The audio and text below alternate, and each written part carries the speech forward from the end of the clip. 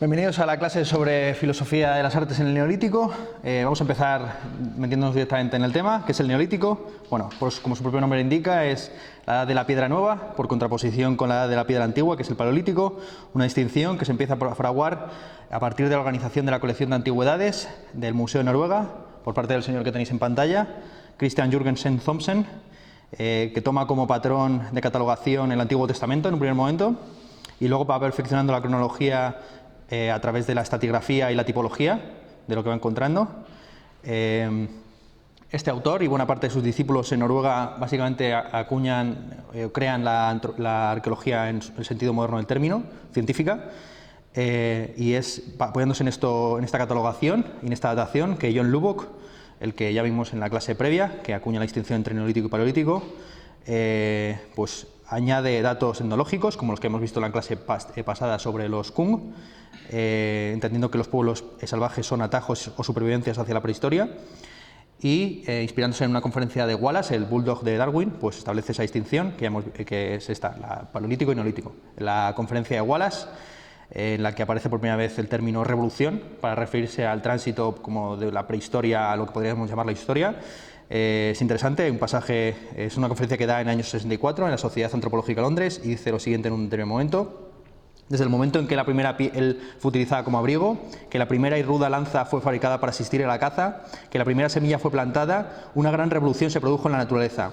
Una revolución que no tiene parangón con las eras previas de la historia mundial, pues había surgido un ser que no estaba necesariamente sujeto a cambios con el cambio del universo, un ser que era en algún grado superior a la naturaleza en la medida en que sabía cómo controlar y regular su acción y podía mantenerse a sí mismo en armonía con ella, no mediante un cambio corporal, sino mediante un avance mental. Bueno, aquí estamos en una teoría que ya estaba esbozada por Pascal, ¿no? La idea de que el hombre es como una caña inteligente que se puede doblar bajo la fuerza de la naturaleza, pero que precisamente al doblarse emite un sonido, que es el sonido del pensamiento, y en ese sentido domina, digamos, dejándose dominar a la naturaleza. Bueno, si el cambio fue tan radical, ¿por qué el Neolítico? Si fue una revolución verdaderamente el Neolítico, ¿por qué el Neolítico forma parte de la prehistoria? A ver, la distinción entre historia y prehistoria es en parte neozoológica, no es ontológica. Se presupone que la escritura es el medio de comunicación privilegiado por excelencia, en virtud del cual se pasa precisamente de las historias, entendidas como stories, cosas que se cuentan o aventura, el término aventura viene de la expresión alemana de contar historias al atardecer. O sea que las aventuras son lo que se cuenta cuando uno se reúne en el fuego a la noche, ¿no?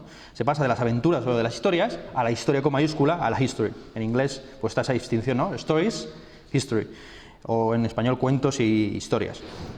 Total, que claro, ahí se presupone que el comienzo de la escritura se encuentra en las tablillas cuneiformes sumerias de hace 3000 años, y por lo tanto todo lo que queda antes de esa primera datación pues es prehistoria, porque digamos que hay una interpretación también idealista según la cual la historia consiste precisamente en narrarse de los hechos.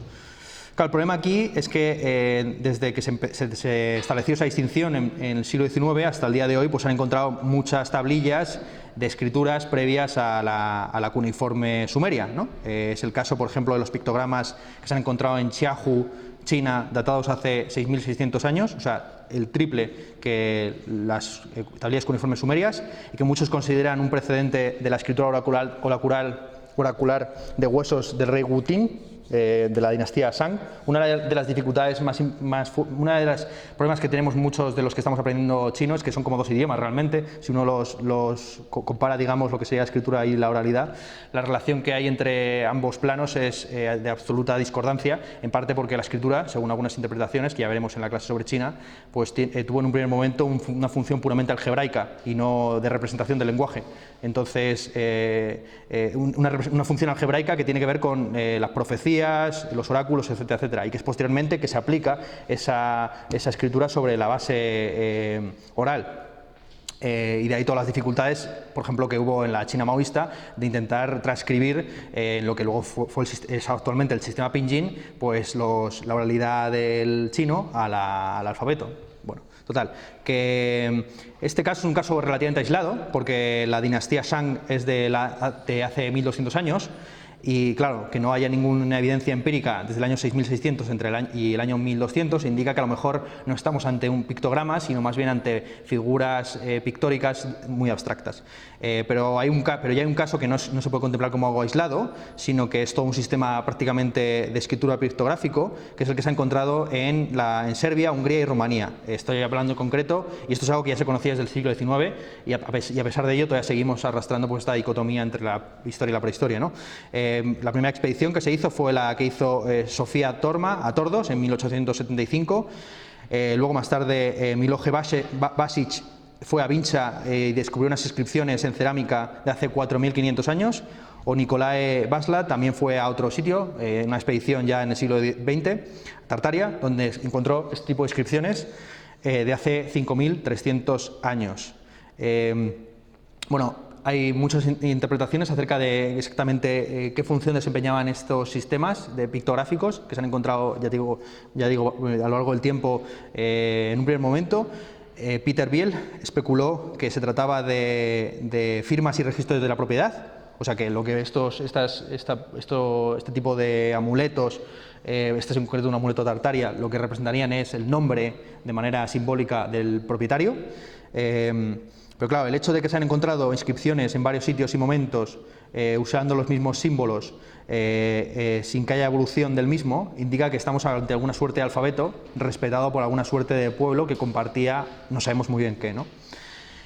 Porque el territorio es extensísimo y no cabe la posibilidad de que fuera un imperio porque se hubieran encontrado, digamos, algunas herramientas, se habría encontrado algo más que cuevas, digamos, ¿no? Entonces, claro, aquí ya se plantea el problema de si esta escritura tiene una función ritual, ¿no? Dado que se han encontrado sobre todo, digamos, en cámaras funerarias, o si tenían una función mercantil, como la función que tenían, por ejemplo, las tablillas sumerias. He sabido que de prácticamente todas las tablillas que nos han quedado de la escritura sumeria, la mayor parte de ellas no tienen un carácter literario, poético, ni siquiera oracular, sino simplemente de catalogación, ¿no? 50 burros, 30 caballos, 2 gallinas, etcétera, etcétera, ¿no?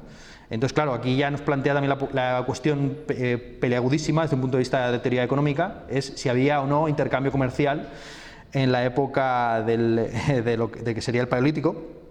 Bueno, la primera que se toma en serio esta hipótesis de que estamos ante un verdadero sistema de escritura y no meramente pues, un sistema de registración de la propiedad o de representación simbólica de los nombres propios, pues es la feminista más importante, la arqueóloga feminista más importante del siglo XX, que ya mencionamos la semana pasada, Marija Gimbutas.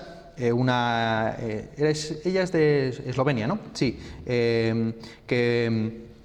que bueno, que a partir de estas tablillas, pues reconstruyó lo que ella llamaba la antigua Europa. Luego lo veremos posteriormente cuando hablemos de los pueblos indoeuropeos, qué papel cumplía, según esta Gimbutas, los pueblos de la antigua Europa frente a los pueblos indoeuropeos.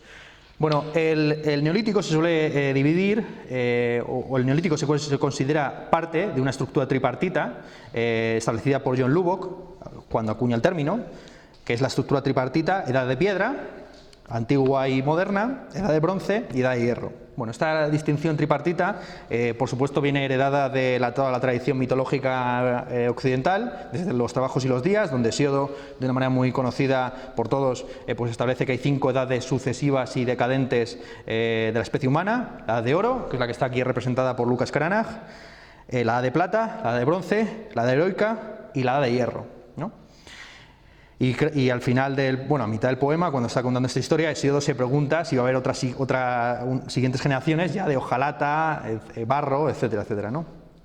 Bueno, esta concepción decadentista de la historia, digamos que se encuentra invertida en el famoso poema de Rerum Natura, sobre la naturaleza, de Lucrecio, donde se plantea que, lejos de haber una decadencia progresiva de la especie humana, lo que habría es un progreso, pero no en términos genéticos o biológicos o de especie, sino armamentísticos, ¿no? Entonces, en un primer momento se combatiría en la prehistoria, o en una edad antiquísima, porque ellos no hablan de prehistoria, por supuesto, con uñas y dientes.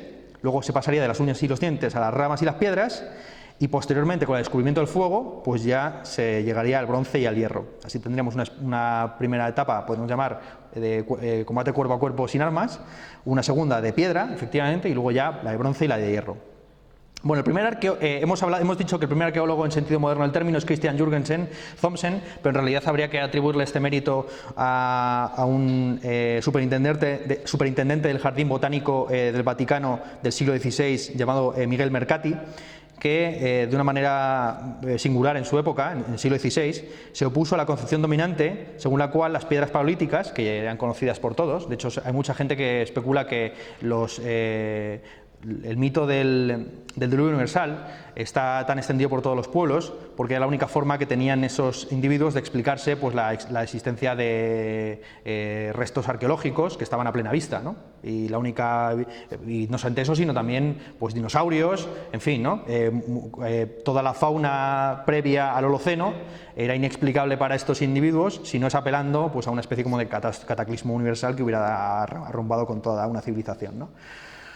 Total, que hasta en el siglo XVI se concebía que las piedras paleolíticas, que estaban algunas de ellas en las colecciones del Vaticano y siguen ahí, pues eran piedras caídas del cielo. De hecho, Konrad Gessner las bautizó como ceraunias, que significa piedras del rayo, entendiendo que habían sido o bien piedras que habían caído directamente del cielo, o esto es meteoritos, o bien piedras que habían sido golpeadas por el rayo. También con una concepción de Yahvé o de Dios un poco pagana, entendiendo que Yahvé es como una especie de Dios del trueno. Total, que Miguel Mercati, en un libro, que es simplemente una serie de estudios que realiza sobre las colecciones vaticanas, titulado Metaloteca, o sea, la biblioteca de los metales, igual que existe la discoteca, ¿no? Y la biblioteca, precisamente. La metaloteca es una catalogación de los metales que se publicó póstumamente en el siglo XVIII, en 1717, y que tuvo mucha influencia en Nicolas Model y Antoine de Jussieu.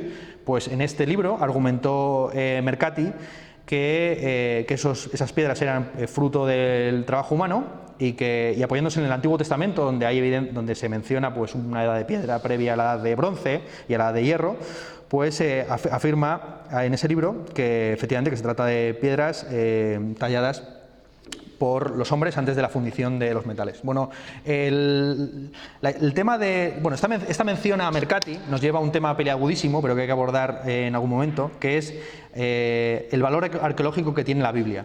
Bueno, aquí hay una disputa eterna entre los llamados maximalistas y minimalistas bíblicos, ¿no?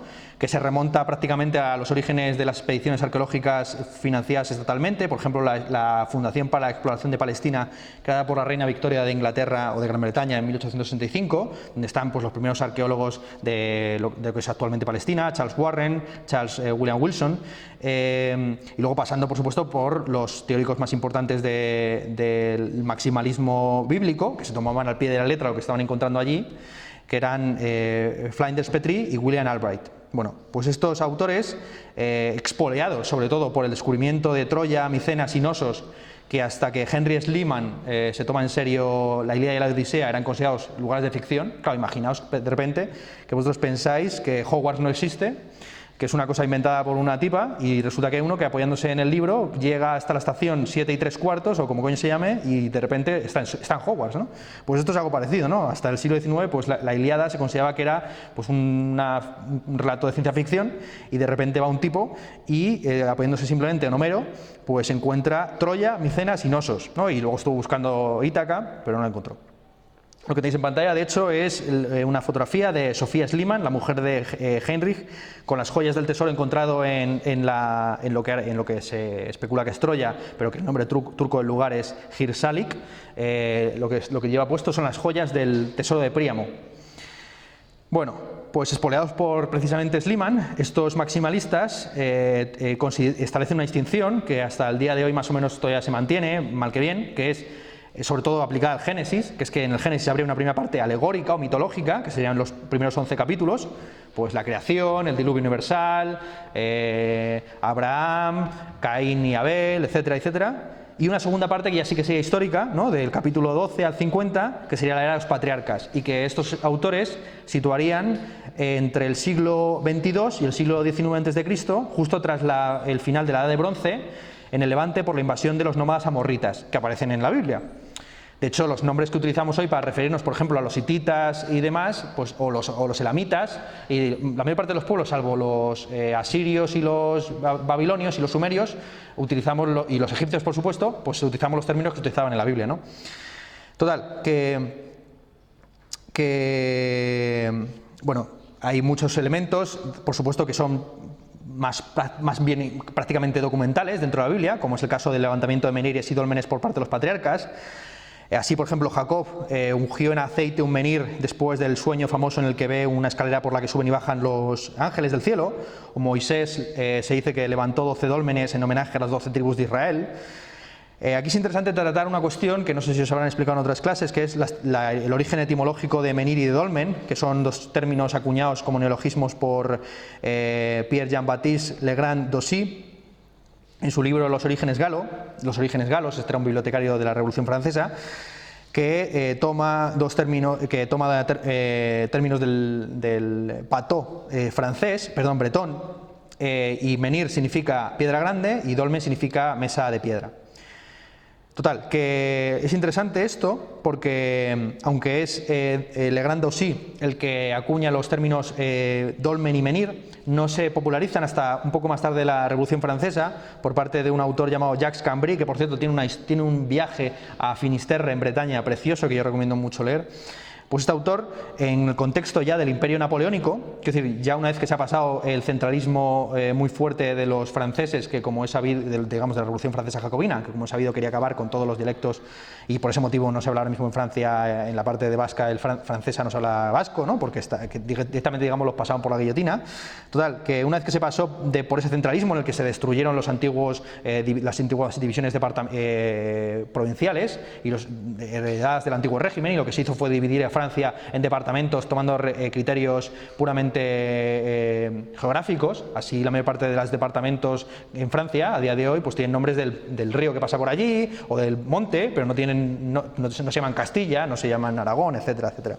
Total, que justo es en la restauración napoleónica cuando se empieza a plantear la cuestión de crear una especie como de recuperar y en algunas ocasiones directamente inventar pues una tradición local que había sido supuestamente aniquilada por los jacobinos, ¿no? Así, por ejemplo, este autor, Legrand-Dossy, aparte del libro que tiene pues describiendo las costas de Finisterre como algo maravilloso, tiene un libro cuyo título yo creo que lo explica todo en esta recuperación de la tradición local después de la Revolución Francesa, titulado así: Monumentos célticos o investigaciones sobre el culto de las piedras, precedidas por una nota sobre los celtas y los druidas y seguidas de una etimología céltica. Aquí lo que se quiere hacer en realidad, utilizando también términos bretones, o sea, de un idioma que se quería extinguir hace apenas 10 años, es recuperar pues esa mitología de que antes de la llegada de los francos pues habría una serie de pueblos que serían los que constituirían el ser identitario francés, en concreto los celtas y los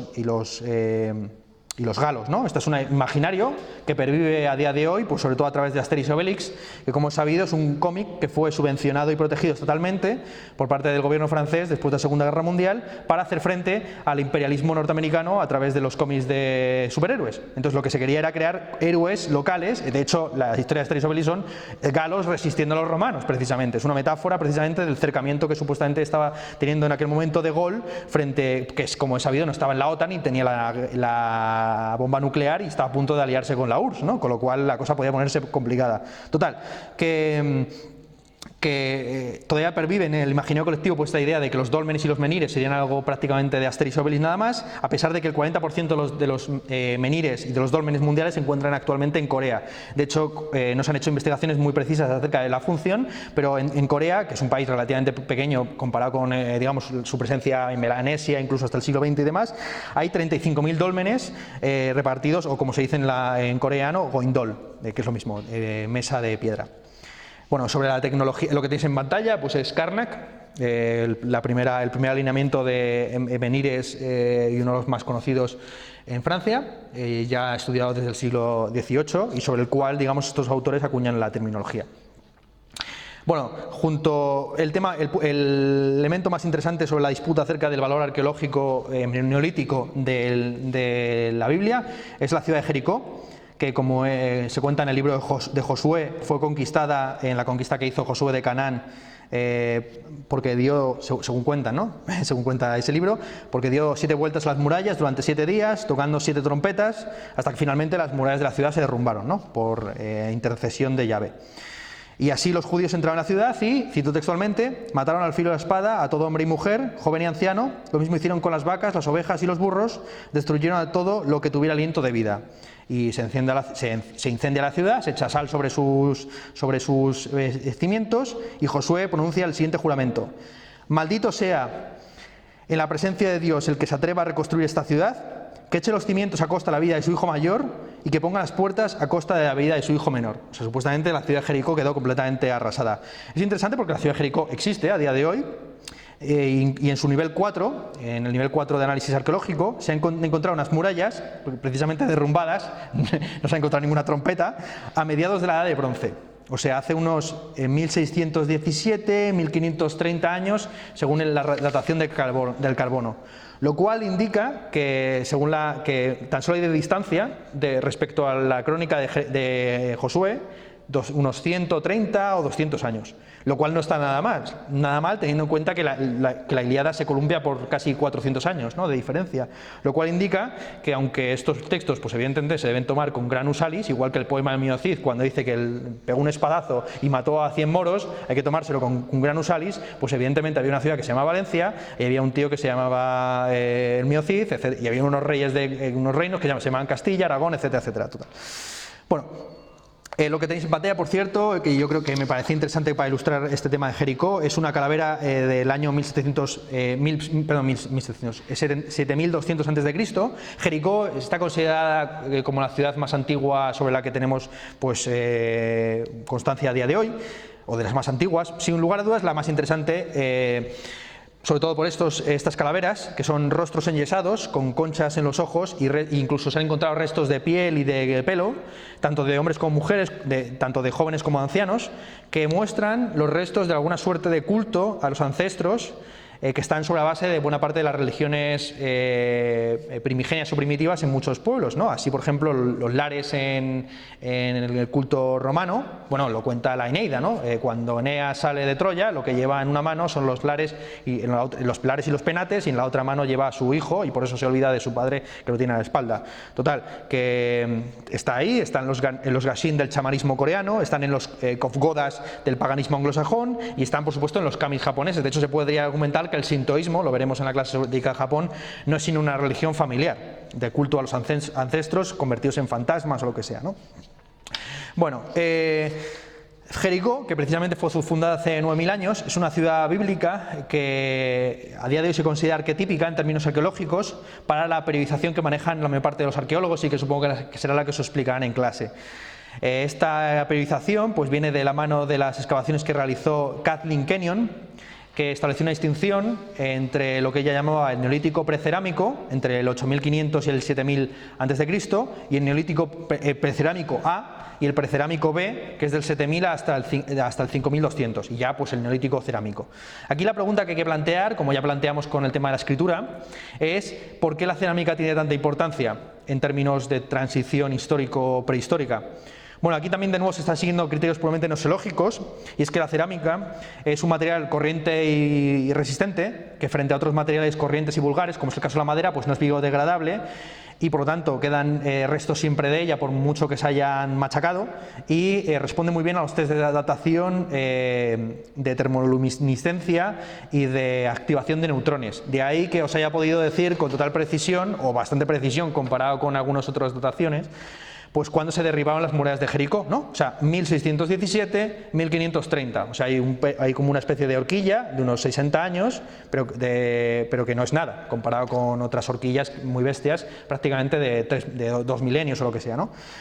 Claro, pero aquí se podría argumentar que aparte de esos criterios nosológicos, pues la cerámica tiene un papel importantísimo en términos ontológicos, porque la cerámica es disruptiva, diríamos, en términos de la tecnología contemporánea, porque implica el desarrollo de otras tecnologías, como es por ejemplo el caso de la rueda, ¿no? Los primeros restos de ruedas que nos hemos encontrado, curiosamente, no son ruedas para el transporte, no son ruedas para carros, por ejemplo, sino que son tornetas para moldeo de cerámica, ¿no? Así se han encontrado, por ejemplo, en Tepe Pardis, Irán, hace 5200 años, pues restos de arcilla y restos de las primeras ruedas. Entonces, claro, también se podría contemplar la idea de que la arcilla o la cerámica es importante porque, aparte de ser disruptiva y de implicar otras tecnologías que luego van a ser súper importantes como la rueda, pues también es un recipiente óptimo para el almacenamiento y transporte de bienes, y entonces permite pues todos los elementos que son conocidos, digamos, en todo lo que es la teoría marxista del desarrollo económico, la acumulación de excedentes, la división del trabajo, el desarrollo del comercio, etcétera, etcétera. Aquí el problema que hay que plantear a esta hipótesis de la cerámica como un elemento central del desarrollo humano es que ya hay en Asia, por ejemplo, bueno, ya hay cerámica antes del Neolítico en muchos lugares. El caso asiático es el más conocido de todos, donde la cerámica se desarrolla antes incluso que la agricultura. Tenemos, por ejemplo, la cerámica Jomon japonesa de hace 20.000 años, o la cerámica de Pei Futi en China de hace 8.000 años. Y lo que desde luego ha generado más problemas para esta idea de que la cerámica pues ya involucra la rueda o que involucra el transporte, el comercio, etcétera, pues es sobre todo esto. La Venus de Dolny Bestonice, encontrada por Karel Absalon en el año 1925, que es una Venus de hace 25.000 años, ¿no? Del periodo gravetiano. Claro, aquí desde luego hay un salto de casi 15.000 años desde las primeras cerámicas utilizadas para construir Venus y las cerámicas utilizadas para transporte de almacenamiento de grano, transporte de alimentos o simplemente como elemento que implica el uso de la rueda. Entonces aquí, claro, la aparición de todos estos elementos como es las protoescrituras, que hemos visto tatarias, o la Venus de Dolny Bestonice, pues plantean la cuestión de si hay que quizás postular la existencia de un periodo intermedio entre el Paleolítico y el Neolítico. Bueno, entendiendo que ya no hay una revolución ni un corte entre estos dos periodos, sino más bien un progreso, ¿no? Esta es, por ejemplo, la posición de un arqueólogo del siglo XIX llamado Joder Westrop, que acuña los términos mesolítico y cenolítico, del término griego kainos, que significa nuevo. Esta es una terminología que, por ejemplo, recupera el biólogo alemán Ernst Haeckel en su Morfología General del año 1870, donde distingue entre arqueolítico, paleolítico, mesolítico y cenolítico, apoyándose en datos que ya no son solamente arqueológicos, sino también etnográficos y geológicos. Es una terminología que él, digamos, deja a un lado en su Historia de la Creación del año 1876, porque no quiere quedarse rezagado en una terminología que se está imponiendo en el ámbito científico general, que es la de paleozoico, mesozoico y cenozoico, ¿no? Que ya es una terminología puramente geológica. Bueno, a finales del siglo XIX, como no termina de fraguar la idea de un periodo intermedio, hay un montón de críticas a esta idea del mesolítico, de un periodo intermedio entre el Paleolítico y el Neolítico. Así, por ejemplo, Kunst Sternja, un autor alemán, propone sustituir el término mesolítico por protoneolítico o epipaleolítico. Esto sé que es un poco técnico, pero es importante tratarlo, ¿no? Lo cual no hace sino, es una cuestión omis, o sea, al final lo único que hace es cambiar los nombres, pero no analiza la realidad desde un punto sistemático, hasta el punto que, bueno, hay autores ya directamente que consideran que la distinción es espúrea, como por ejemplo el padre de la arqueología española, que es un tal Hugo Bermayer, que se quedó aquí atrapado estudiando las cuevas de Altamira y demás durante la Primera Guerra Mundial, y formando parte de una expedición francesa que le dejaron tirado como mal alemán que era, y de hecho el tipo no tuvo otra alternativa que nacionalizarse español, y de hecho publicó la mayor parte de sus libros en español, que son libros súper importantes, ¿no? Como El hombre fósil y tal, y en ese libro, en concreto en El hombre fósil, pues dice que lo del mesolítico que no tiene ninguna consistencia, ¿no? Que o el neolítico o el paleolítico, pero no confundir las dos cosas porque no sabemos tratar bien lo que nos estamos encontrando, pues no tiene ningún sentido. Total, que ya en el Congreso de Antropología de Bruselas del año 1872, Gabriel de Mortillet habla de un hiato de información entre el Paleolítico y el Neolítico. O sea que hay un periodo ahí del cual no tenemos información, pero que es súper importante para comprender cómo se produce la transición de un lugar a otro. Sobre todo porque del Neolítico hasta el día de hoy pues no ha pasado, digamos, comparado con el resto de la historia de la humanidad, ni un segundo, ¿no? O sea que prácticamente será clave para entender precisamente todo el progreso de la historia de la humanidad desde sus orígenes hasta el día de hoy, pues qué pasó exactamente en los orígenes del Neolítico. Total, que este hiato nosológico, este hiato de falta de información, se convierte en una revolución tecnológica por parte en la obra del gran sintetizador y sistematizador de la arqueología de la primera mitad del siglo XX, cuyo sistema, por cierto, no ha sido superado, sino que sigue todavía exponiéndose, o mal que bien, en la mayor parte de los manuales y incluso en las investigaciones más actuales, que es los trabajos de Vere Gordon Childe. Vere Gordon Childe tiene un libro que yo recomiendo leer a cualquiera que le interese este tema, que se titulado Man Makes Himself, o sea, el hombre se hace a sí mismo, que fue titulado, traducido en Fondo de Cultura Económica por Los orígenes de la civilización. Bueno, pues este autor es el que, este autor tiene varias características, vamos a analizarlo un poco con detalle y vamos a intentar utilizar sus esquemas para tener temas contemporáneos, porque yo creo que sigue siendo válido, a pesar de que el autor se suicidó precisamente en lo que estáis viendo aquí, en el Valle del Grose, desde el salto, el Valle del Grose en Australia, desde el salto de Gobets. Cuando cumplió este señor 65 años, se jubiló de su puesto el catedrático en Gran Bretaña, y como tenía bastante miedo a envejecer y quedarse senil y ser una rémora para la sociedad, pues dejó su pipa, sus gafas en el borde del precipicio y se lanzó y emitió una carta que luego sus amigos guardaron porque era un hombre bastante prestigioso, y como hay gente que tiene miedo al suicidio, sin más. Total, que este autor, Gordon Childe, que como digo es un autor crucial, tiene dos características principales. En primer lugar, que es marxista. De ahí toda la terminología, revolución, y el segundo aspecto interesante a tratar es que es difusionista. Vamos a ver qué significan las dos cosas. Bueno, a ver, en tanto que marxista, Gordon Childe creía que el motor de la historia era la base, la base económica, la base de los modos de producción, esto es, las relaciones de producción y las fuerzas de producción, entendidas en un sentido de determinismo tecnológico y también, en cierta medida, ecológico-ambiental. Y que, por lo tanto, la superestructura, esto es, el derecho, la cultura, la religión, aunque hay muchos debates sobre los marxistas acerca de si el derecho está dentro de la superestructura o no, pues sería una suerte de epifenómeno ideológico que vendría después, ¿no? Lo que mueve la historia es la economía y luego ya pues viene todo lo demás. De ahí que el propio Gordon Childe considere como idealista la distinción entre historia y prehistoria, sobre la base de la invención de la escritura. Como es sabido, Marx consideraba que todavía nos encontramos en la prehistoria y que la historia no dará comienzo hasta que el hombre no se emancipe en la revolución comunista. O sea que quiero decir que para los comunistas así férreos marxistas, o todo es prehistoria o todo es historia, con lo cual el término no tiene ningún sentido, sobre todo ateniéndose porque la escritura se puede entender como un mero epifenómeno superestructural cuando lo importante es pues la ganadería, la agricultura, etcétera, etcétera. De ahí que este autor acuñe el término revolución neolítica y luego revolución urbana para referirse principalmente a la agricultura y a la ganadería, frente a los que consideran que es más importante la cerámica o la escritura o otros elementos.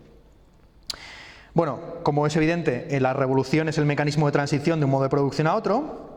Así, por ejemplo, Gordon Childe habla, como ya he dicho, de la revolución neolítica, que sería la revolución de la agricultura y la ganadería, y la revolución urbana, que sería una síntesis del periodo de la edad de bronce y la edad de hierro, en lo que Morgan llamaba la civilización. Bueno, Morgan es un autor que ya he mencionado en varias ocasiones, que tiene un libro que se llama Ancient Society, escrito sobre la base de la investigación de los pueblos iroqueses norteamericanos, que es la base sobre la cual Karl Marx y Engels elaboran la idea del comunismo primitivo, ¿no? De hecho, es uno de los pocos autores norteamericanos que está citado tanto por Karl Marx como por Freud, como por varios. O sea, es un autor muy citado porque realmente sistematizó todo lo que era la relación entre los pueblos primitivos y los pueblos salvajes, ¿no? Lo que ya hemos visto en varias ocasiones. Total, que él entendía la revolución, Gordon Childe, más bien en términos de lo que Schumpeter llama destrucción creativa, tecnológico-empresarial, que en términos de la revolución de Lenin. De hecho, esta concepción de la revolución neolítica como una revolución agraria y sobre todo agrícola sobrevive a día de hoy en la concepción que tenemos a día de hoy de los orígenes de la agricultura. Esta concepción actual de los orígenes de la agricultura no es solamente algo heredado de Gordon Childe, sino también de otro gran marxista, Nikolai Vavilov, en este caso un marxista soviético, botánico, que presentó una conferencia sobre los orígenes de la agricultura, los 7 orígenes de la agricultura, que son los que están representados más o menos en este cuadro, no sé si se ven los números romanos y demás. Total, que lo que este autor presentó en el segundo Congreso Internacional de Historia de la Ciencia de Londres del año 1931, pues fue una conferencia sobre los orígenes de la agricultura, que es prácticamente la que a día de hoy tan solo ha sido confirmada por los datos empíricos ya mucho más serios en términos ecológicos y demás. Y Y claro, bueno, ese congreso es un congreso súper importante, por cierto, porque es el congreso en el que se desembarca toda la filosofía de la ciencia soviética. Hasta entonces se pensaba que la Unión Soviética pues vivían en la prehistoria, ¿no? Y de repente, pues en ese congreso no solamente se presenta, digamos, el modelo del desarrollo agrícola más importante desde, bueno, el que está establecido desde entonces en toda la bibliografía, sino que también se presenta la famosa conferencia de Boris Hessen sobre las raíces socioeconómicas de la mecánica de Newton, que luego dio pie a todo lo que se llama la filosofía de la ciencia externista. Esto es tener en cuenta no solamente los factores internos de la propia ciencia, sino también pues, las estructuras sociales, económicas y demás. O sea, fue toda una revolución en realidad la llegada de los soviéticos a Londres. Bueno, total, ¿en qué consiste esta concepción actual que tenemos a día de hoy de la agricultura? Principalmente en que está más o menos constatado que los granos salvajes eran recogidos y comidos por parte del Homo sapiens hace ya prácticamente 20.000 años. Se han encontrado restos de higos y dentro de las cuevas paleolíticas. Pero que no es hasta hace 9.500 años que se domestican en el Levante los que Nikolai Vavilov calificó de los 8 cultivos fundacionales, que son el farro, la escanda, la cebada, los guisantes, las lentejas, el hierro, los garbanzos y el lino. Hay muchas disputas acerca de si el cultivo, la domesticación del arroz, el mungo, la soja y el frijol en China son paralelos o posteriores a esta domesticación. Ahí hay una datación un poco equívoca que se establece entre el año 11.500 a.C. y el año 6.200 a.C.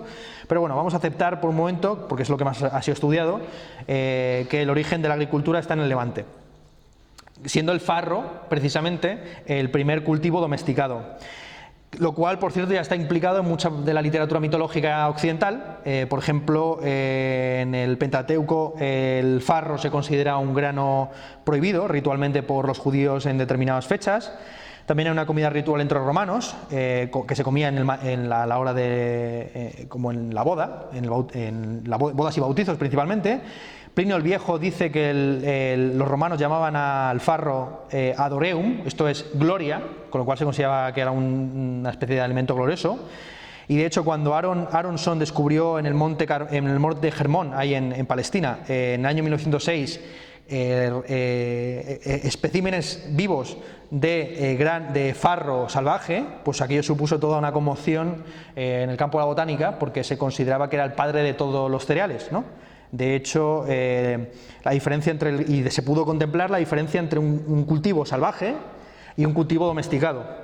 El cultivo domesticado, por ejemplo, cuando los granos maduran, no se dispersan para precisamente sembrarse, sino que quedan compactados y de hecho son muy difíciles de descascarar. Es más, el farro, por contraposición con el trigo y la cebada, pues es un cereal que tiene una cosecha más tardía y mucho más resistente. De hecho, a día de hoy apenas se utiliza el farro, pero en los lugares en los que se utiliza, que son principalmente tierras muy poco fértiles, no necesita apenas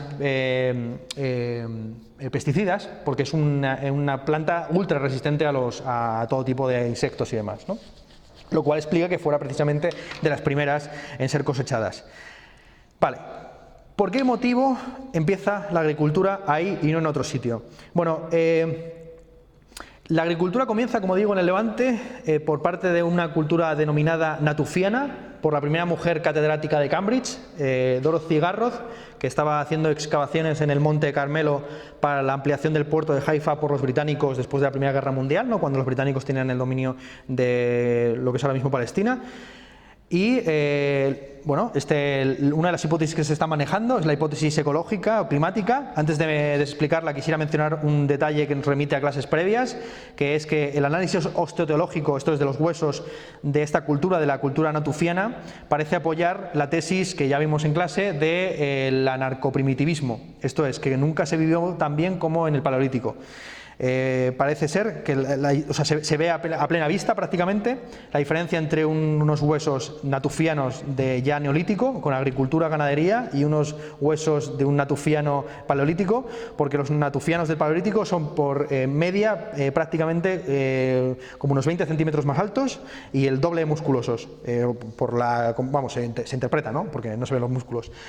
De hecho, los natufianos neolíticos pasaron de medir como 1,60 m aproximadamente, a medir aproximadamente 1,50 m a 40 m.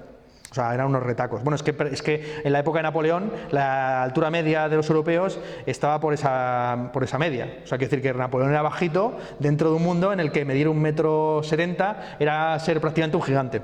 Total, que la hipótesis que se maneja, esta hipótesis ecológica es interesante, es que la agricultura comienza precisamente en lo que se llama el Dryas reciente. Bueno, ¿qué consiste esto? Bueno, esto es una hipótesis que elabora un tal Andrew Moore después de excavar en Abu Jureira, que es uno de los lugares donde se han encontrado pues una serie de cultivos relacionados con la cultura natufiana, lo que hemos visto, los 8 cultivos fundacionales. Y la hipótesis que manejó este hombre, Moore, es que después de la última glaciación, la glaciación huroniana, y especialmente a partir del año 14.000 a.C., pues hubo una sucesiva crecida de la temperatura, que se percibe claramente en todas las gráficas que estáis viendo ahí en pantalla, hasta un pico que tiene lugar hacia el año 12.900 a.C., y entre el año 12.900 y 11.700 a.C. hay un descenso que se percibe aquí perfectamente, ¿no? Que es esta franja que está aquí. Hay un descenso en picado, prácticamente a niveles prácticamente glaciares de las temperaturas. Entonces lo que se hipotetiza es lo siguiente, que en el periodo, digamos, de aumento de las temperaturas, en el fértil creciente se habría convertido, o sea, la zona del Levante y demás, hasta Mesopotamia y demás, se habría convertido en un lugar muy propicio para pistachos, aceitunas, bellotas, higos, trigos y cebada salvaje, que se han encontrado en las cuevas paleolíticas de esa zona.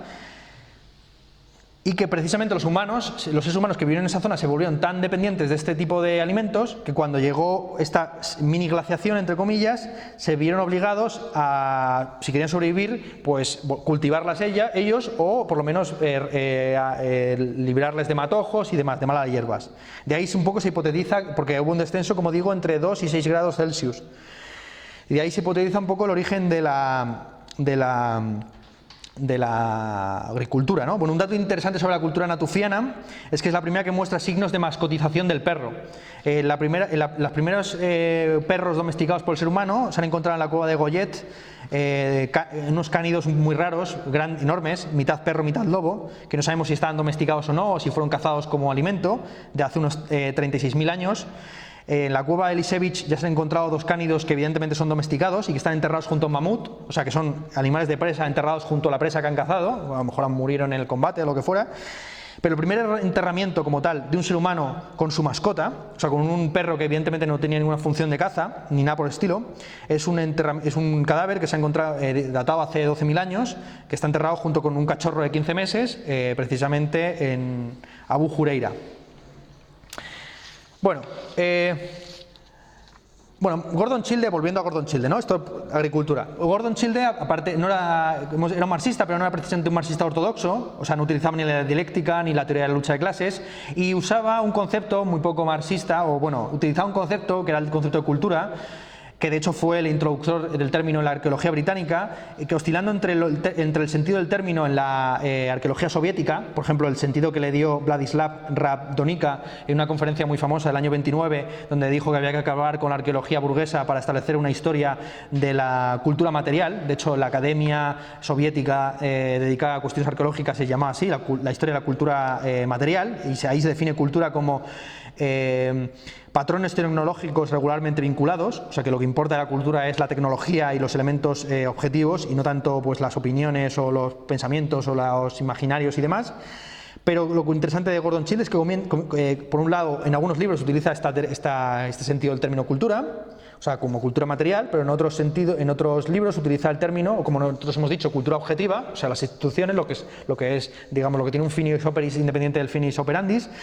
Pero en otros libros utiliza el término cultura en un sentido, podríamos llamar, vitalista o subjetivo. que es el término traído de la arqueología y de la etnología y de la ideología, incluso uno podría decir, alemana, ¿no? En concreto de un autor llamado Gustav Kosina, que tiene 2 volúmenes sobre el origen y la expansión de los germanos, donde define la cultura como, cito textualmente, un organismo funcional vivo, ¿no? Y ahí divide las culturas europeas primitivas en tres grandes grupos, o razas, culturas, etnias, pueblos, que serían los celtas, los eslavos y los germanos. Lo que tenéis en pantalla, de hecho, es una ilustración del libro, que se puede descargar en PDF, de ahí lo he obtenido yo. Del libro, está en alemán, escrito en letras góticas, es un poco jodido de leer, pero merece la pena, de Gustav Kosina, porque es uno de los libros que sienta las bases de toda la teoría racista, que ya veremos más adelante, sobre, bueno, que lleva los nazis, ¿no? Total, que Gordon Childe pues osciló un poco entre esos 2 sentidos del término cultura. Sus 2 revoluciones, la revolución neolítica y la revolución urbana, no solucionaban para nada el barullo que tenía el marxismo sobre la antigüedad, ¿no? Ya veremos en la clase posterior pues todos los problemas que había sobre el modo de producción asiático, el modo de producción esclavista, los estados hidráulicos, cómo se combinaba todo aquello, pero hoy tan solo quiero subrayar pues el gran problema que había para los marxistas, que era la cuestión de cuál era el alcance exactamente del comunismo primitivo, ese inspirado por el libro de Morgan, Ancient Society. Ese modo de producción se limitaba a las sociedades de cazadores-recolectores o también a los de la agricultura de supervivencia.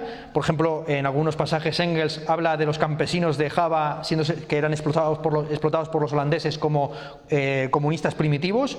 O también se puede aplicar a los ganaderos nómadas forrajeros, como en el caso, por ejemplo, de los mongoles, ¿no? que de hecho constituyeron todo un imperio con ya comercio desarrollado, etcétera, etcétera. Claro, entonces el problema es que el comunismo primitivo dejó de convertirse en algo primitivo, se convierte en algo prácticamente que sobrevive a día de hoy, ¿no?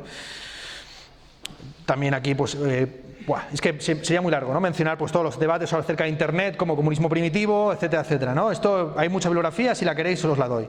Total, que la principal divergencia de Gordon Childe respecto a los otros marxistas, sobre todo los más ortodoxos, es que los marxistas soviéticos eran evolucionistas.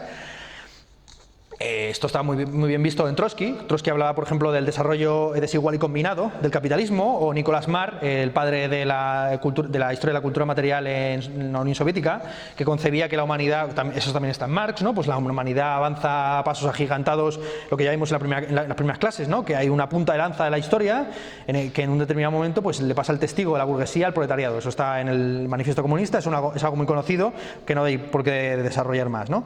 Entonces, frente a esa concepción evolucionista, donde cada periodo histórico niega al anterior y convierte en prehistórico y en digno de ser arramblado y destruido por parte de los que le han superado, pues algo que está presente, por ejemplo, en toda la contradicción que tenía Marx acerca de la comuna campesina rusa y india, ¿no? Como es sabido, pues una serie de los comunistas que luego hicieron la Revolución Soviética le escribieron a Marx preguntándole si era posible la transición en Rusia desde el feudalismo hasta el comunismo sin pasar por el capitalismo. Esto es tomando como patrón el Mir, que era la comuna campesina originaria.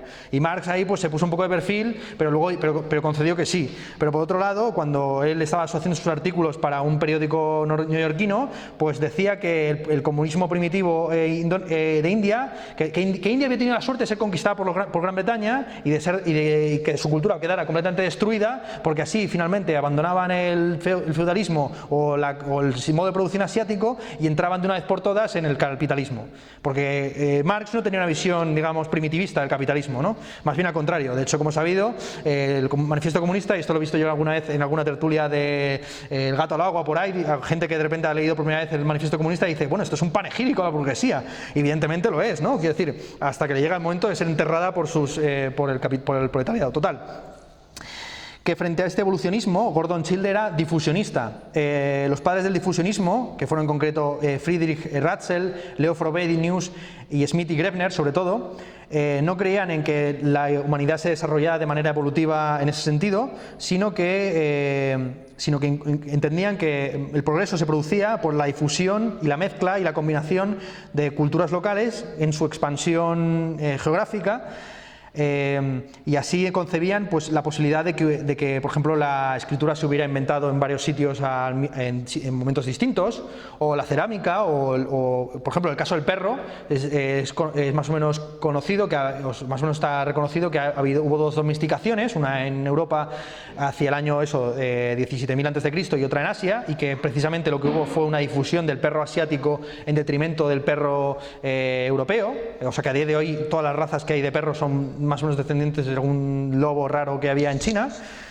Bueno, esta visión difusionista, pues evidentemente estos autores, bajo la idea de que no habría, digamos, una evolución de la humanidad, sino que en todo caso habría centros nucleares, que es la terminología que utiliza Ratzel, círculos culturales, que es la terminología que utiliza Frobenius, o también podemos utilizar la terminología de Íñigo Errejón, ¿no? Núcleos irradiadores. Entonces habría núcleos irradiadores que irradiarían pues, la escultura, la cerámica o lo que sea, y podría haber varios, y también pues, cinturones protectores o lo que fuera. Total, que el difusionismo es lo que ha sobrevivido peor digamos, el difusionismo de Gordon Childe, sobre todo aplicado a la ganadería. Vimos anteriormente el marxismo de Gordon Childe aplicado a la agricultura, vamos a ver el difusionismo aplicado a la ganadería. El difusionismo aplicado a la ganadería es lo que ha envejecido peor, por razones que dentro de poco se van a revelar, o que ya se están empezando a revelar y que son un poco truculentas. Bueno, hoy sabemos que evidentemente el primer animal después del perro en ser domesticado fue el cerdo hace 13.000 años y el cordero hace 11.000 en Mesopotamia, seguido de la vaca y el toro hace 8.500 años en Turquía y Pakistán. Pero durante la primera mitad del siglo XX se pensaba que uno de los primeros animales en ser domesticados, dada su importancia, era el caballo, y que había sido domesticado por el pueblo ario. Bueno, ario significa en sánscrito noble, ¿no? Y es un término que utilizaban, por ejemplo, los emperadores medos, persas, como Darío y Jerjes. Hay inscripciones en Persépolis, y Heródoto cuenta que Darío y Jerjes y Atajerjes se referían a sus antepasados como arios. En la lengua elamita, o sea, la lengua de lo que sería la frontera prácticamente entre Irak e Irán, ahora a día de hoy, pues el término se habla del primer dios monoteísta, de Arra Mazda, como el dios de los arios, ¿no? De hecho, Diodoro Sículo, que es un romano que tiene unos trabajos de geografía maravillosos, en el que incluso aparece Stonehenge y demás, califica a Zoroastro, al famoso Zaratustra de Nietzsche, como un ario. En el Rig Veda, en el Ramayana y en el Mahabharata, o sea, en los textos clásicos de la literatura india, pues hay referencia a los arios. Y por esta razón, pues cuando los europeos empezaban a elaborar la hipótesis del indoeuropeo, o sea, la idea de que todas las lenguas europeas y del Indostán provenían de una misma familia lingüística, pues hipotetizaron la existencia de un pueblo, que sería el que hablaría estas lenguas y que tendría estos mitos que son los mismos por todos lados, ¿no? El diluvio universal, la castración del padre, etcétera, etcétera, ¿no? Pues utilizaban el término ario, porque era el término que más venía a cuento. Así, nos encontramos, por ejemplo, con autores como Friedrich Schlegel o Adolf Pictet, que utilizaban este término en sentido puramente lingüístico, ¿no?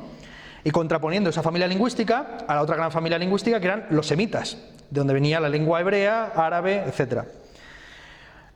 Y bueno, de esta dicotomía entre los arios y los judíos, por decirlo ya claramente, pues se empieza ya a elaborar una serie de ideologías de carácter racista y preservacionista y seleccionista, que ya están, por ejemplo, en el ensayo de Arthur de Gobineau, Ensayo sobre la desigualdad de las razas humanas, donde se argumenta en base a la evidencia de que la casta más elevada de India tiene el color blanco, color de piel blanco, que los arios eran de color blanco y que conquistaron la India sometiendo a sus habitantes y manteniendo una pureza racial bajo el modelo del sistema de castas, o sea que el sistema de castas sería una serie de racismo institucional. Que este libro, el ensayo sobre la desigualdad de las razas, fue utilizado por supuesto por los gobernantes británicos en India para justificarse a sí mismos como nuevos arios que venían a conquistar y a imponerse como la casta superior por encima de las ya existentes. Bueno, la localización de la raza aria pues, fue situada durante el siglo XIX precisamente por la cuestión de la piel blanca, pues en el norte de Europa, por Karl Penka, Charles Morris y George Bachet de la Push, da igual, bueno, una serie de gente que ya proponían de una manera bastante, sobre todo este último, Bachet de la Push, que proponía lo que él llamaba la purificación de las razas, o sea que lo que verdaderamente distinguía a la raza aria de las demás es que no se había mezclado con el resto y había mantenido su pureza. Así, Bashir de la Push propone generalizar el sistema de castas a nivel capitalista, creando de manera eugenésica pues, individuos, especies, razas, pues de proletarios que fueran absolutamente obedientes o de guerreros que fueran absolutamente valientes, lo que sea, ¿no? Bueno, total, que esto va a más, esto va a más, ya se empieza incluso a distinguir, pues, teniendo en cuenta haciendo un análisis lingüístico, los términos en las lenguas semíticas y europeas, pues se establece que el ario es fuerte y nómada y que el semita es inteligente y sedentario, ¿no? Ya se empieza a explicar por qué los judíos se dedican siempre a cuestiones vinculadas con la banca y demás. Bueno, esto está, por supuesto, a la base de las teorías racistas de Chamberlain, Madison Grant, que es lo que tenéis en pantalla. No, sí, lo que tenéis en pantalla es la distribución de las razas en Europa, según Madison Grant, atendiendo a la distinción entre nórdico, alpino y mediterráneo. Por cierto, una terminología que lo que hace es invertir el sentido tradicional del término de esta hipótesis acerca de la poligenesia de la especie humana. Por ejemplo, el que ya hemos visto, Ernst Haeckel, el biólogo alemán, basándose precisamente en la teoría lingüística del indoeuropeo de August Schleicher, sostiene que las distintas familias lingüísticas, la semita, la indoeuropea, la china, etcétera, pues serían distintas razas, distintas especies, lo que vimos ya en clase, en la clase anterior, ¿no? De distintas especies y razas que se habrían desarrollado en paralelo y Haeckel propone como término para referirse a la familia indoeuropea el término Homo mediterraneus. Entendiendo que el Mediterráneo, volvemos a lo mismo, ¿no? Que el Mediterráneo es la cuenca de la civilización. Bueno, pues, y de hecho, Haeckel tenía ponía el origen de los indoeuropeos no en el norte de Europa, sino en India. De hecho, consideraba que India era el origen de la especie humana, no África, y que se habían expandido por el resto del planeta, pues a través incluso de un continente hundido llamado Lemuria. Bueno, una serie de delirios, como podéis ver, bastante serios, que llevan a cosas bastante complicadas y complejas y muy serias, pues ya con Alfred Rosenberg, ¿no? Autor del Mito del siglo XX, que ya es un libro, que es el libro, digamos, que lee Hitler para luego escribir el Mein Kampf, y que está a la base, pues por supuesto, de todo el proyecto eugenésico y eutanásico nazi, pero que también está a la base, esto es importante reconocerlo, del supremacismo iranio nacionalista persa, ¿no? De Mizra Fatali Ahundov y Mizra Aka Jan Kermani. O sea, de hecho, Irán proviene de ario. El término Irán es una derivación de ario, y de ahí no es nada arbitrario que cuando se derrumba el Shah, pues ya no se vuelve a bautizar Persia como la República Islámica de Irán. O sea, que en Irán, precisamente para distinguir Irán y Persia a los árabes, que son semitas y son por lo tanto impuros y demás, ¿no? Bueno, aquí hay mucho que contar. Por ir abreviando, pues simplemente decir que después de la Segunda Guerra Mundial, pues evidentemente el término ario es un término complejo que ya no se puede utilizar si no quiere ser respetado, y se plantea precisamente por la teórica arqueóloga feminista que hemos visto ya en varias ocasiones, Marilla Gimbutas, la hipótesis kurganiana, según la cual el origen de los indoeuropeos, o de ese pueblo indoeuropeo que ya no se llama ario sino kurgan, que en ruso significa túmulo, pues este pueblo se habría desarrollado a partir del Ur-Heimat, de la protopatria, que estaría en esa zona en rosa fuerte, fosforito, que entre el Dnieper y el Volga, una zona póntico-caspiana, a partir de la cual se habrían expandido, y que precisamente la expansión de este imperio, protoimperio indoeuropeo, pues iría a la mano también de la expansión del carro de combate y de la destrucción de las culturas pacíficas de la antigua Europa y de India y demás. O sea, la idea de Gimbutas es que los indoeuropeos se impusieron por las armas a los civilizados y pacíficos pueblos matriarcales de la antigua Europa, ¿no? Que serían precisamente ellos los que instituirían, por ejemplo, pues harían la transición del culto a la madre tierra al culto del padre atronador, que está en Zeus, que está en Diaus, que está en Marduk, etcétera. Bueno, hay muchas reformulaciones de esta hipótesis, pero voy un poco rápido. Sobre todo hay una crítica muy fuerte a la teoría de Gimbutas por el tema de pensar que, por ejemplo, los egipcios eran matriarcales simplemente porque en muchas esculturas se encuentran símbolos de mujeres que sostienen sus propios senos, entendiendo que eso es un símbolo de la maternidad, cuando inscripciones justo al lado jeroglíficas indican que los senos son un símbolo del duelo, o sea que los senos vistos a la vista son un signo del duelo y no de la fertilidad. Bueno, total, que ha habido una crítica, digamos, a esta interpretación un poco ingenua de que antes de la llegada de los indoeuropeos pues todo esto era jauja, la de oro, ¿no? Prácticamente, que no había guerra ni nada por el estilo, sino que ya evidentemente pues ya vimos, ¿no? Un 40% de los cuerpos neandertales pues tienen signos de haber sido sacrificados o golpeados con objetos muy contundentes. Y cosas muy por el estilo. Bueno, hay muchas hipótesis acerca del... Porque claro, el problema del indoeuropeo es el problema de Babel, de la multiplicidad de las lenguas. Como voy un poco mal de tiempo... No, voy bien. Entonces, bueno, hay muchas hipótesis acerca de cómo se desarrolló el indoeuropeo hasta las lenguas, hasta las familias lingüísticas que tenemos a día de hoy. Tenemos, por ejemplo, una hipótesis que es la hipótesis de Mario Alinei, un italiano, en los orígenes de la lengua europea, que es la llamada hipótesis de la continuidad paleolítica, según la cual los indoeuropeos ya eran los pueblos nativos de Europa, o sea, que no hubo una colonización por parte a partir de una Urheimat situada en el Dnieper, sino que ya los europeos eran indoeuropeos y que precisamente la domesticación del caballo se produjo por parte de un pueblo no indoeuropeo, como sería el caso de los turcos, con los cuales tiene familia lingüística tanto el etrusco como el actual húngaro, ¿no? Aquí Alieni pues se apoya en algo muy conocido, que es que la mayor parte de los términos ecuestres pues se supone que provienen del turco.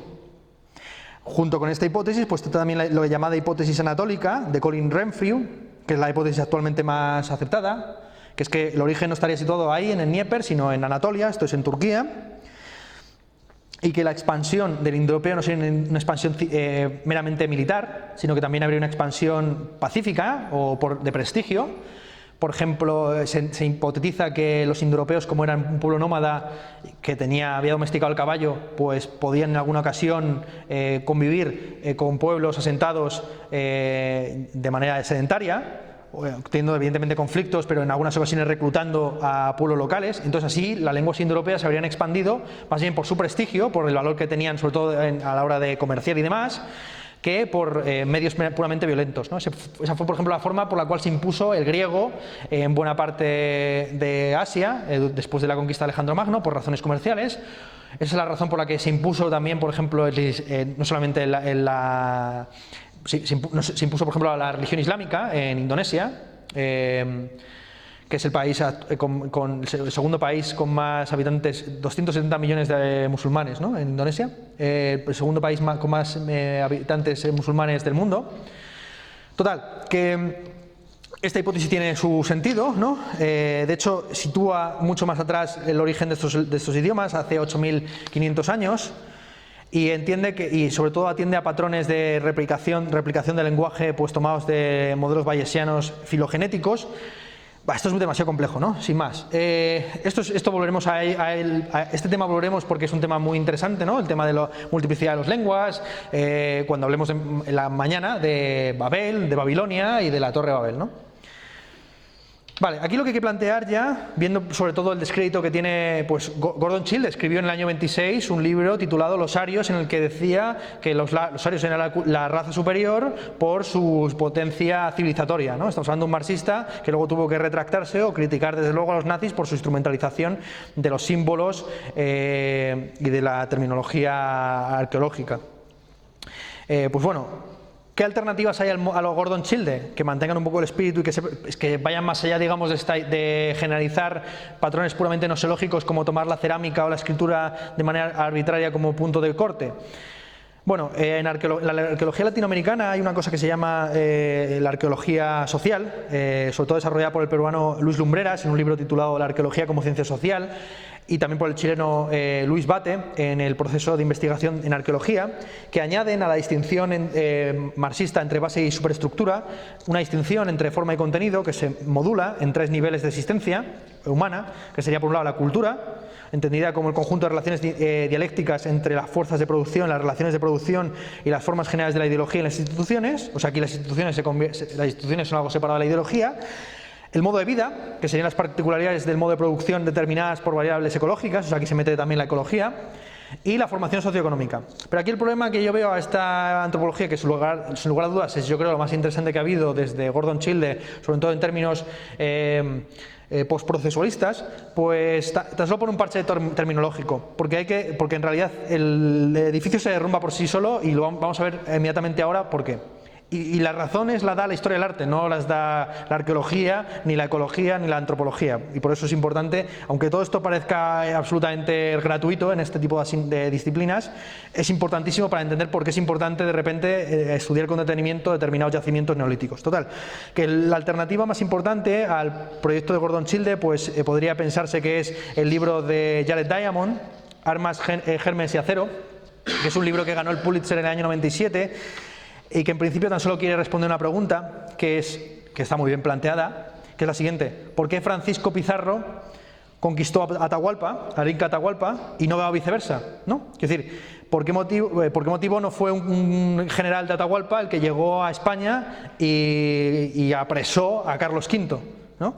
Entonces, ¿en qué consiste exactamente la superioridad occidental o euroasiática respecto del resto de los continentes?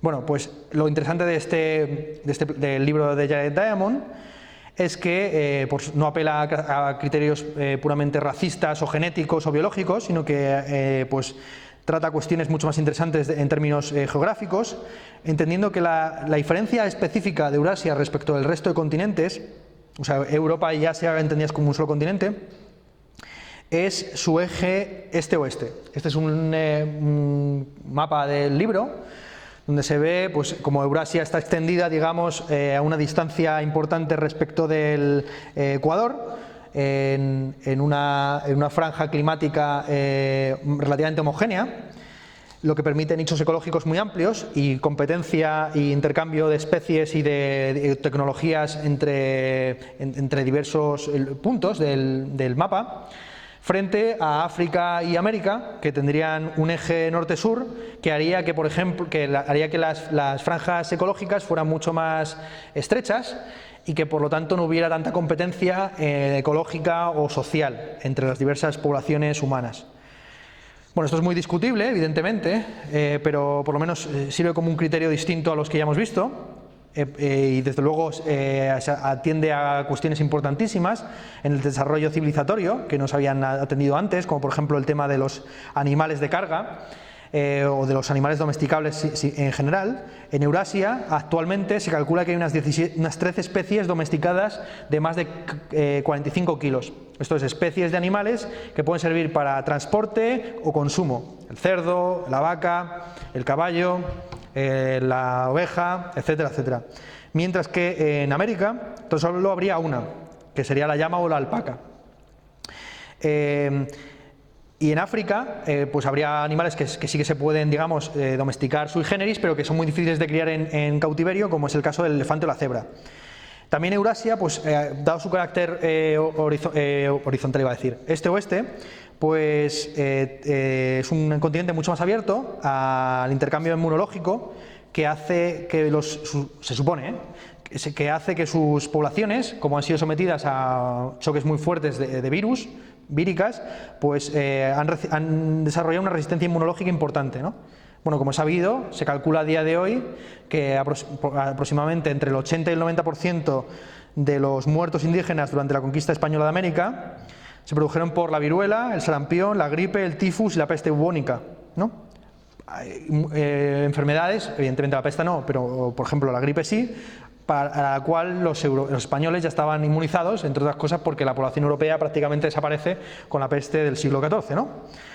Total, que el problema que tiene, bueno, de hecho esta hipótesis se aplica actualmente está aplicado actualmente por la NASA. Es muy interesante cómo la NASA, por ejemplo, tiene un protocolo muy estricto de alunizaje de sondas en planetas o satélites en los cuales se sospecha que puede haber vida extraterrestre y no se permite que ninguna sonda o nave espacial alunice en un satélite, por ejemplo, con agua, si no ha sido convenientemente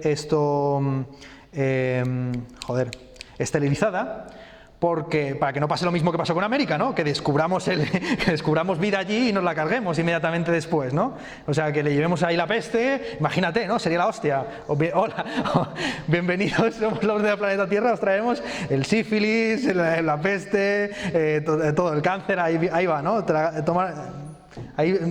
Comité de bienvenida. Total, que el problema de Jared Diamond es que da por supuesta la civilización y no explica su origen. Es decir, que ya da por sentado que hay 13 especies domesticadas, pero no muestra cómo se domesticaron, cuál fue el proceso de domesticación, etcétera, etcétera. Así que aquí se plantea el gran interrogante, ¿no? Sobre todo el gran interrogante, habiendo visto ya cómo se formaron cómo se formó la agricultura y la ganadería, el gran interrogante que tenemos que responder es cómo se formaron las primeras ciudades.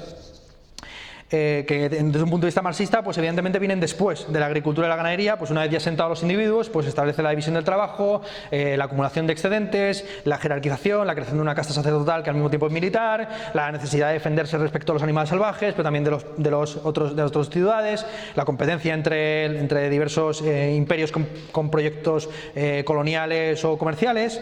Pero claro, hay una serie de evidencias empíricas recientes que dinamitan esta dicotomía entre la base y la superestructura y que nos obligan a ir más allá, ¿no? A ir más allá no solamente de la base y la superestructura, sino también pues, de la idea de que la agricultura viene antes que las ciudades o que hay una revolución verdaderamente entre el paleolítico y el neolítico.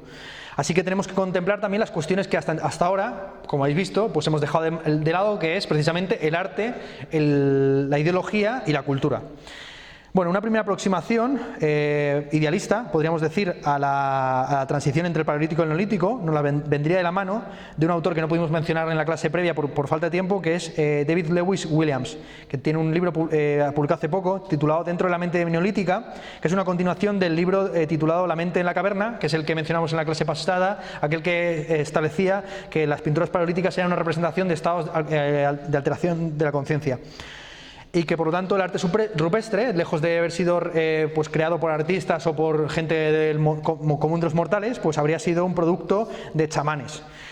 Aquí es interesante analizar el término chamán, que es un término que proviene de la lengua siberiana de los tungús, que es un pueblo uralo-altaico, descrito por primera vez por un europeo, por el que hizo este dibujo, Nicolás Whitsen, un holandés, en 1705, donde dibuja por primera vez un chamán, pues con, como veis, cuernos y tambor.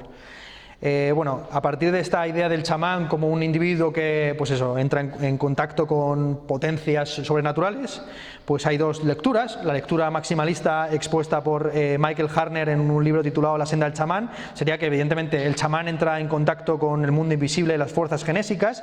Esto es el maná de los minesios, el ewe de los sioux, el jaraka de las comunidades de África del Norte. Y frente a esta concepción maximalista, o sea, que se toma en serio la idea de que hay gente que entra en contacto con lo supernatural, pues habría interpretaciones minimalistas, como por ejemplo la de Mircea Eliade, el rumano, en Chamanismo y técnicas arcaicas de éxtasis, donde tomando en parte pues la antropología y la sociología de Durkheim y de Rudolf Otto acerca de lo sagrado, pues dice que el chamán es un experto en técnicas extáticas, esto de salida de sí, de éxtasis. Ya hablamos antes, ¿no?, de la existencia y de la existencia, que permitiría una ruptura de nivel, se entiende, simbólica, a través de la cual el chamán accede a universos de sentido distintos que permiten dar sentido al mundo existente, ¿no? Bueno, apoyándose en parte de Mircea Eliade, Lewis Williams dice que evidentemente ese éxtasis, esa salida de sí, pues sería evidentemente el éxtasis puro y duro del estado alterado de conciencia fruto del consumo de alucinógenos por intoxicación espontánea, pues eso, el humo del brezo o lo que sea, que llevarían a tres fases de alteración de la conciencia. La primera sería las formas geométricas, los puntos, las líneas rectas, las curvas, los zigzags, lo que nosotros interpretamos en términos cartográficos en la cueva del Castillo, aquí en España. Junto con habría un segundo estadio de alteración de la conciencia, que sería la racionalización de esas formas geométricas en objetos cargados de significado religioso o emocional. O sea, así los zigzags, por ejemplo, se convertirían en serpientes. Y finalmente habría un último estadio, que ya sea un estadio prácticamente en el que se vería un túnel con una luz al fondo, y una vez atravesada la luz, pues habría un montón de animales salvajes que serían los representados precisamente en el techo de las cuevas primitivas paleolíticas. Pues bueno, esta teoría que Lewis Williams acuña para el paleolítico, ¿sí? Eso, lo de esa teoría del arte rupestre, que es curioso, ¿no? Porque se adelanta a lo que van a hacer los surrealistas con esa pintura automática, ¿no? Eso me está explicando. Sí, bueno, de hecho Lewis Williams considera que es una hipótesis que algunos califican de cognitivista, en la medida en que toma como idea básica la idea de que hay que la especie humana y la mente humana es a lo largo de toda la historia, y que por lo tanto los estados de alteración de la conciencia son los mismos independientemente de que te tomes el peyote hoy con André Breton o hace 30.000 años, ¿no? Que el viaje es más o menos el mismo. Y efectivamente, pues un poco, de hecho este autor, que es un libro del año 2005 por ahí, el de la aplicación al neolítico, pues evidentemente menciona en la introducción lo que estás comentando, ¿no? Pues la escritura automática, el Conde de Lautremont, etcétera, etcétera, los paraísos artificiales de Baudelaire, tal. Bueno, pues Lewis Williams lo que hace en la segunda parte de una trilogía, que a lo mejor en algún momento pues trata ya de manera más sistemática pues todo lo que estamos mencionando, ¿no? Porque evidentemente aquí entra entran muchas cosas en juego, ¿no? Castañeda, todos estos temas también están aquí de fondo.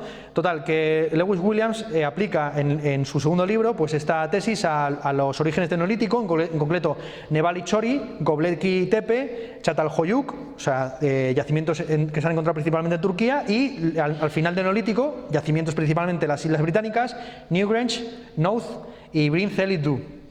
Bueno, lo que entiende Lewis Williams por religión, que ya sería una religión y no meramente un éxtasis de la conciencia, él entiende que la religión es una unidad tripartita de experiencia, práctica y creencia, y que en el neolítico esta unidad habría alcanzado lo que él denomina un contrato de conciencia.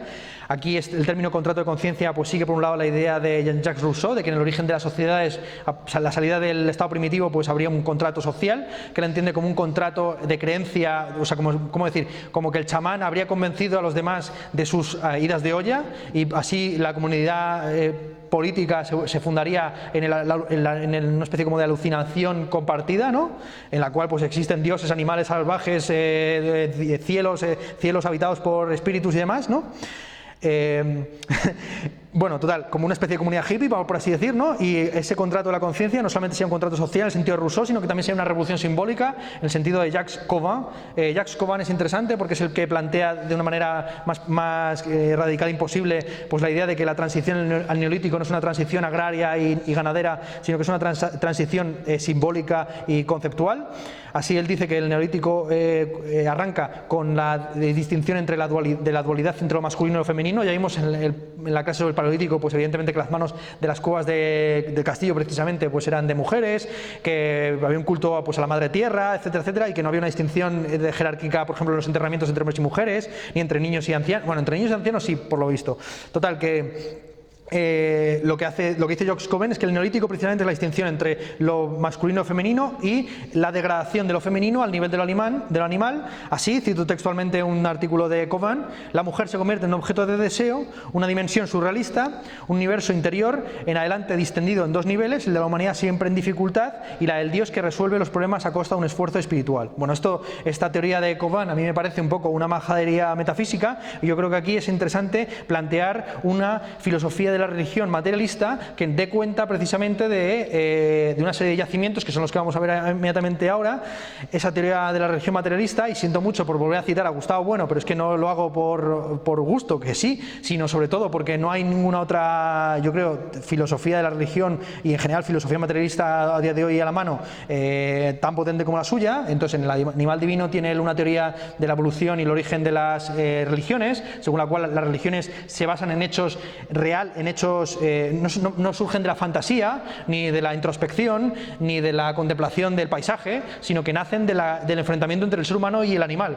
Quiero decir que el animal en el paleolítico, en igualdad de condiciones, incluso en superioridad en muchas ocasiones respecto del ser humano, es un dios para el hombre. El animal es un dios para el hombre en el paleolítico, y evidentemente se le rinde culto como tal, y se tiene que establecer respecto de él en determinados momentos pues conductas, por ejemplo, de subordinación, ¿no? o de respeto, para no terminar siendo despedazado por un oso, o por un león, o por un lobo, o por lo que sea, ¿no?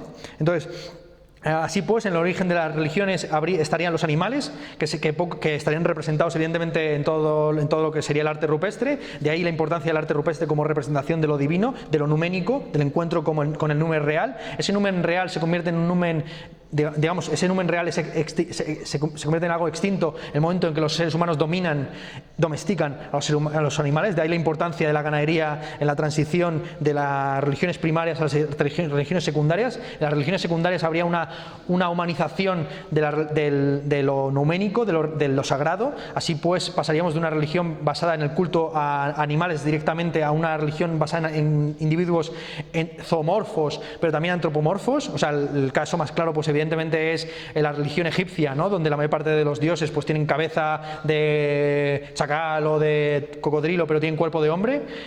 En el sentido de que los hombres se convierten en los dioses del reino animal, y de ahí ya habría una transición con el desarrollo de la astronomía, sobre todo por su función vinculada a la agricultura. Quiero decir que no es para nada gratuito ponerse a estudiar a los astros, teniendo en cuenta que la supervivencia de tu ciudad o de tu pueblo depende de que haya vientos o lluvias o sequías o inundaciones en un determinado momento. Entonces es importante analizar los fenómenos climáticos, entre los cuales los más evidentes son precisamente los celestes, y de ahí la proyección, que ya veremos en que Mesopotamia es total, de los dioses al firmamento, que sigue a día de hoy, ¿no? Júpiter, Urano, Venus, que decir, todos los planetas del sistema solar tienen nombres de dioses romanos.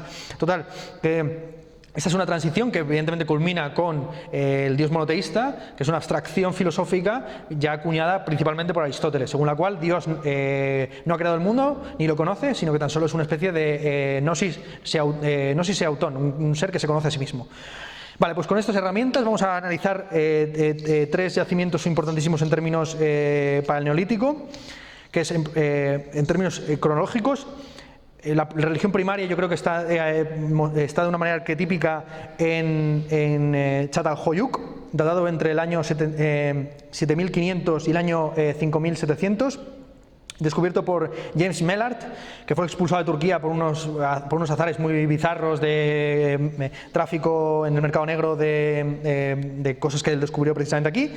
Bueno, Mellard introdujo precisamente el término luviano para referirse a los habitantes de Troya II, que se expandieron por Anatolia, fundando, pues entre otras cosas, Demicihoyuk en el año 3000 a.C., y que tendrían precisamente como característica distintiva pues, la domesticación del caballo. Se calcula que en este pueblo descubierto por Mellard vivirían del orden de entre 5.000 y 8.000 personas en Çatalhöyük. Es un asentamiento clave porque muestra la transición entre las tribus nómadas de cazadores, recolectores y las ciudades ya con asentamientos sedentarios. En esa ciudad no había calles, sino que la gente caminaba por encima de los techos de los edificios y entraba en sus casas por unas escaleras. O sea que, digamos, la casa se ve principalmente como una especie de caverna artificial para refugiarse del calor o del frío durante la noche. Había de fondo no hay prácticamente ninguna distinción en términos habitacionales que permita indicar la existencia de reyes o de templos o de castas sacerdotales ni nada por el estilo, sino se mantiene, por así decir, la llamada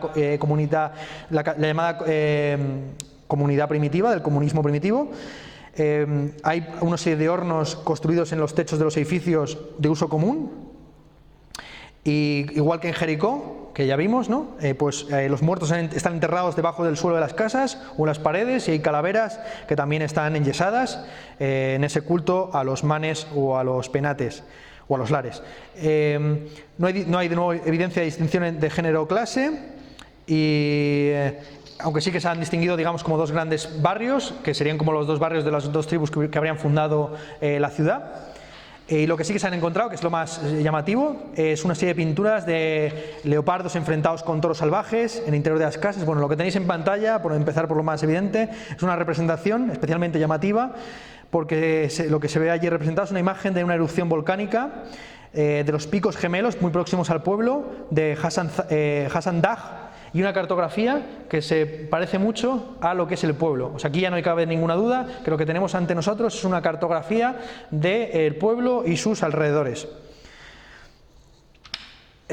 Junto con ese tipo de pinturas, pues también se han encontrado estas instalaciones de bucráneos, o sea, de reconstrucciones de cráneos de toros salvajes, como si fueran piezas de caza, pero también creando este tipo de estructuras que parecen prácticamente altares, lo cual da pie a, pues es una religión vinculada al miedo o la enemistad o la igualdad de condiciones respecto del animal. Por ejemplo, eso sobreviviría, por supuesto, en el toreo. O sea, el toreo sería algo absolutamente primitivo en el sentido de que ahí se plantea la idea de que el toro es la representación de la muerte contra la cual se enfrenta el ser humano en una serie de igualdad de condiciones que todos sabemos que están amañadas, ¿no? Porque les hacen de todo, ¿no?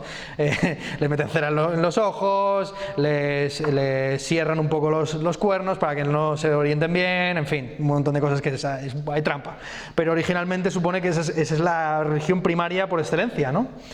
Total, que no solamente se han encontrado, digamos, este tipo de altares, sino lo que más ha llamado la atención es, volvemos a la misma cuestión otra vez de la arqueología feminista, la relación entre el matriarcado y el culto a los animales. Esto que tenéis en pantalla es la llamada Dama de las Fieras, que podría ser, digamos, la versión pues más antigua que se conoce de la que Homero denomina como Podnia Ceron, la señora de los animales, o sea, Artemisa, que para los hititas sería Inara y para los romanos sería Feronia, ¿no? Y que Varrón identifica con la diosa de los libertos, que también se puede identificar con la ruda védica. Bueno, total, es una diosa que encontramos a lo largo de todo el espectro indoeuropeo y que plantea pues todos los problemas que ya hemos visto a lo largo de la clase, ¿no? Los indoeuropeos ya estaban allí, llegaron antes o después, eran patriarcales o matriarcales, qué pasaba con las mujeres y los animales, etcétera, etcétera, ¿no?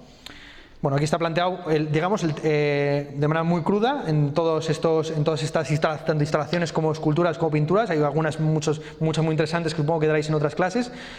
Es un descubrimiento reciente y como los profesores no se suelen actualizar, pues quizás a lo mejor ni siquiera lo contemplan, ¿no? Total, que aquí se ve de una manera muy clara la religión primaria como una religión vinculada con el culto o la enemistad respecto a los animales, como números reales con los cuales se tiene una relación relativamente de igualdad.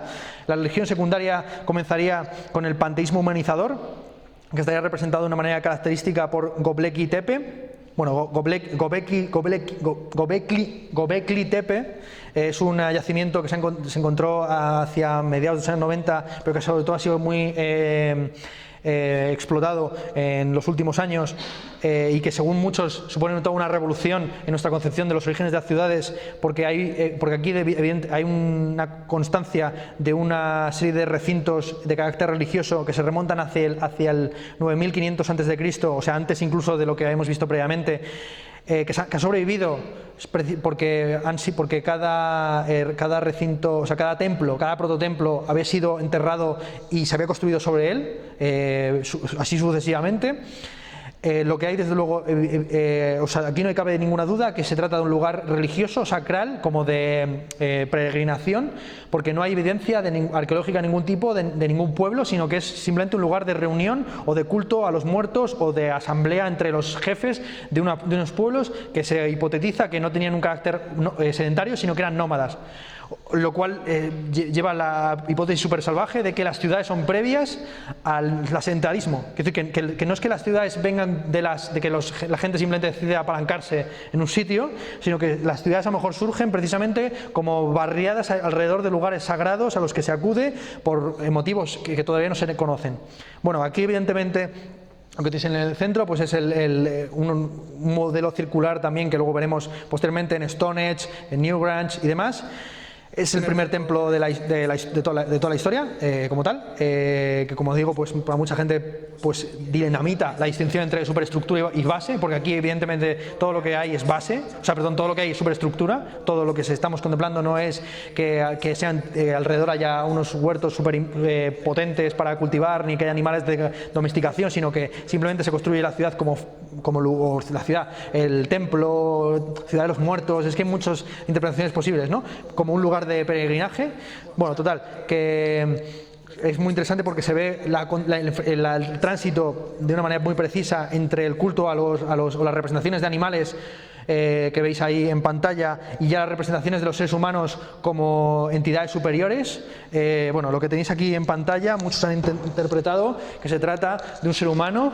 Estos serían las manos, sería un mega ser humano que tendría así las manos pegadas al cuerpo, y eso serían precisamente las columnas que sostendrían aquí y también por allá el techo, ¿no? Entonces lo que tendríamos es como una especie de lugar de reunión, se especula, entre caudillos de tribus nómadas, que en las columnas de lo más importante y potente del templo habría representaciones de un poco abstractas de seres humanos, ¿no? Imponiéndose precisamente sobre la fauna que les rodea, que sería esta.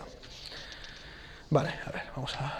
Y finalmente, pues la transición de la religión secundaria a la terciaria, cierro porque ya me estoy yendo de tiempo, pues estaría muy bien representada en todo lo que sería la arquitectura megalítica europea, que ya no tiene un carácter meramente, digamos, sacral o de peregrinación, sino que son observatorios astronómicos, en el cual hay una cierta vinculación del culto a los dioses o los muertos con el equinoccio o el solsticio, esto es, con el sol como un elemento importante religioso o también artístico. Así bueno, las primeras investigaciones sobre lo que se llama a día de hoy arqueoastrología, pues fueron elaboradas por Norman Lockyer en el año 1909, en el que se afirma que efectivamente que los solsticios y los equinoccios cumplen un papel muy importante para una serie de recintos. Lo que tenéis en pantalla es Malta, que es los primeros templos megalíticos en Europa occidental, donde, como se ven precisamente en ese croquis, la entrada está orientada perfectamente para que entre el sol directamente durante tanto el solsticio de verano como de invierno, como durante el equinoccio, y que penetre en el caso del equinoccio hasta la sala más profunda. Esto también está en recintos circulares más modestos, como por ejemplo el de Gossec, que tiene, ahí se han encontrado como unos 150 recintos circulares y todos tienen la particularidad de tener la entrada orientada hacia el equinoccio, hacia el solsticio. Y se han encontrado en algunos de esos yacimientos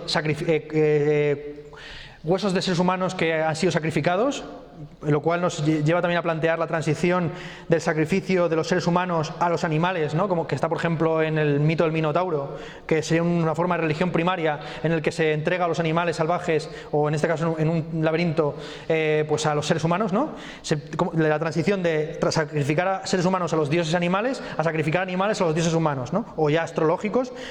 Bueno, es algo que, por ejemplo, está en el famoso en la Ilíada, cuando Agamenón no puede partir con las naves aqueas hacia Troya y decide sacrificar a su hija, y en el momento en que está a punto de sacrificarla, pues la diosa Artemisa interpone una cierva que sacrifica en su lugar. El caso también más conocido es el de Abraham, ¿no? Abraham va a sacrificar por orden de Yahvé a su hijo y en el último momento aparece un cordero, ¿no? Entonces hay una sustitución de los seres humanos por los animales, precisamente en este paso de la religión primaria a la religión secundaria. Y ya terciaria en la medida en que, en parte terciaria en la medida en que hay una abstracción de los dioses a entes astronómicos, como puede ser el caso del Sol.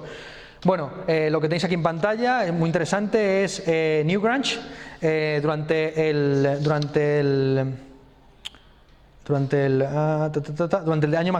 día más corto del año, el solsticio de invierno. Es una especie como de también centro astronómico, de culto mistérico, vinculado con los muertos, construido hace 3.200 años, el más conocido de Irlanda, que de hecho ya era conocido en el medievo, de hecho se llama así Newgrange. Grange significa en parte granja en inglés antiguo, porque así lo llamó un propietario del terreno, que consideraba que era un recinto construido pues por los entes prácticamente divinos que están descritos en los libros clásicos de la mitología irlandesa, ¿no? Del libro de Leinster y el libro de Lecan.